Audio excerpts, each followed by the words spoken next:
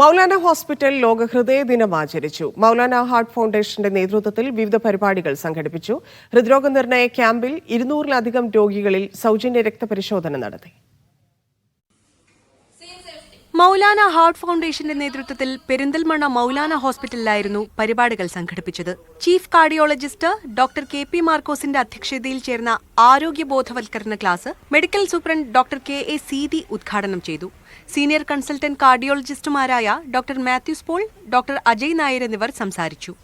മൗലാന ആശുപത്രി പരിസരത്ത് പൊതുജനങ്ങൾക്കായി ഒരുക്കിയ സൗജന്യ CPR പരിശീലനത്തിന് എമർജൻസി വിഭാഗം കൺസൾട്ടന്റ് ഡോക്ടർ അഷർ, ഡോക്ടർ ഐശ്വര്യ എന്നിവർ നേതൃത്വം നൽകി.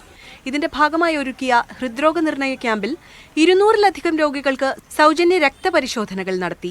KCB ജീവനക്കാർക്കായി സംഘടിപ്പിച്ച ആരോഗ്യ ബോധവൽക്കരണ ക്ലാസിന് എമർജൻസി വിഭാഗം കൺസൾട്ടന്റുമാരായ ഡോക്ടർ ഐശ്വര്യ, ഡോക്ടർ യാഷിഫ് എന്നിവരും AM മോട്ടോഴ്സ് ജീവനക്കാർക്കായി സംഘടിപ്പിച്ച ക്ലാസിന് കൺസൾട്ടന്റ് കാർഡിയോളജിസ്റ്റ് ഡോക്ടർ അജയ് നായരും നേതൃത്വം നൽകി.